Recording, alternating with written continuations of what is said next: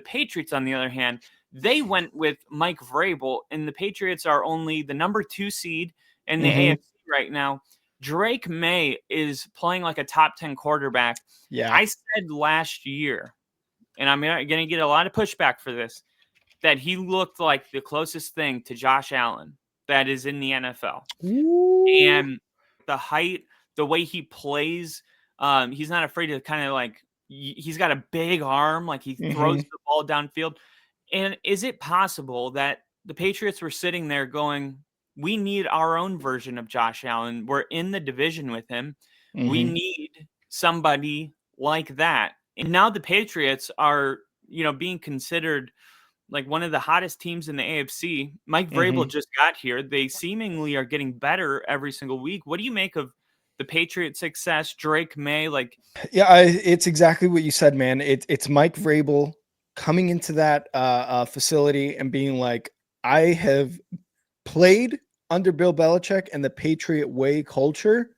I have coached a Titans team with a quarterback that nobody believed in, Tannehill, brought him back into the mix as one of those quarterbacks that you look at and you're like, wow, Tannehill is doing really great.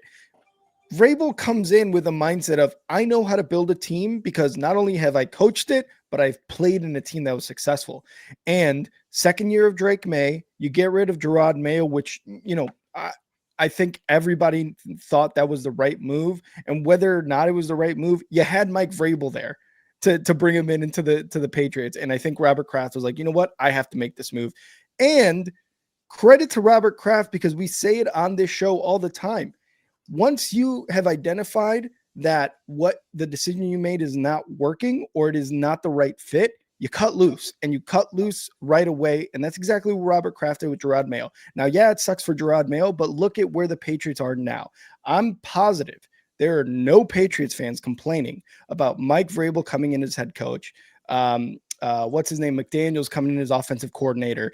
And this team at 4-2, a complete 180 from what they were last year under Gerard Mayo. And yes, it was just a few games, but it's still a culture that is being built under Vrabel with Drake Maye at the forefront. And these guys like Stephon Diggs, who was kind of like forgotten, and Boutte and Christian Gonzalez, you're starting to see that there's a culture being built. And Travion Henderson too is going to be a part of that, where Patriots fans are like, okay, this might be the second coming of the Tom Brady, Bill Belichick dynasty.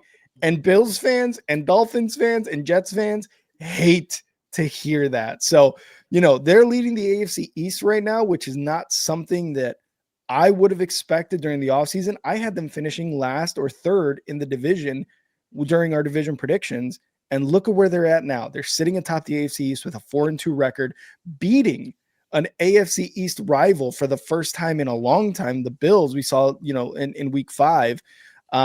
So this success is a culmination of players and coaches and organization all on the same page with the same mission, and doing it by executing wins and getting to where they're at now, beating their rivals, man. It sucks because I'm sure Bills fans have been waiting to be atop the AFC East for as long as they have been. And then you see Drake Maye and Vrabel just running at you. And they're like, no, give us this time. Be good. Not yet. Like, we haven't won a Super Bowl yet. Exactly. I saw a Bills fan that had that comment. It was so funny. It was it was a Patriots fan, and he was talking to a Bills fan, and he said, he's like, surely you guys won a Super Bowl while we were rebuilding. Yeah. And it's like, I mean, come on, right? They did not take advantage. I mean, They won a lot of games, but no hardware to go with it while the Patriots were rebuilding. And now you look at this team, they're second in EPA per play. The Patriots are a top 5 playoff contender per analytics, whether you're talking about advanced metrics like him throwing the ball, turnovers, offensive yards. Like they're killing it in all of these categories. And I'm going to give some rare flowers to Josh McDaniels. I don't know if Josh McDaniels deserves credit, or if Drake Maye is just so good that he's the first quarterback that Josh McDaniels hasn't destroyed. Because he's not the head coach. Yeah, that's like all Josh McDaniels does is just Mhm. ruin quarterback. I was wondering how that was going to go when Vrabel brought in McDaniels, but Vrabel's kind of like a no BS guy. So Yeah. Yeah. if Josh McDaniels was getting out of line, like you trusted Vrabel to put him in his place, but like, what do you Yeah. make of Drake May's success with Josh McDaniels? The one thing Josh has been doing, I've Mhm. noticed on these deep balls, he's got the tight end or the running back running a chip on Mhm. the edge rusher. That's Mhm. allowing for an extra, second Mhm. to sit back there, which has turned into these big time plays downfield. So Josh McDaniels is drawing up plays for Drake May to have more time. Like, what does it say more about Josh McDaniels or more about Drake May to you? Oof, that's a very good question. If Josh McDaniels, real quick, if Josh McDaniels was the head coach, he'd probably be like, you know what? Let's trade Drake May. Let's bring in this Mac Jones guy. He looked good in San Francisco. Something about that I Flacco guy. How about that Flacco? A really grizzly veteran. Let's bring him in. Um, uh, I it's tough because McDaniels has done this time and time again as an offensive coordinator, obviously with the Patriots, and his head coaching stints have just been completely disastrous.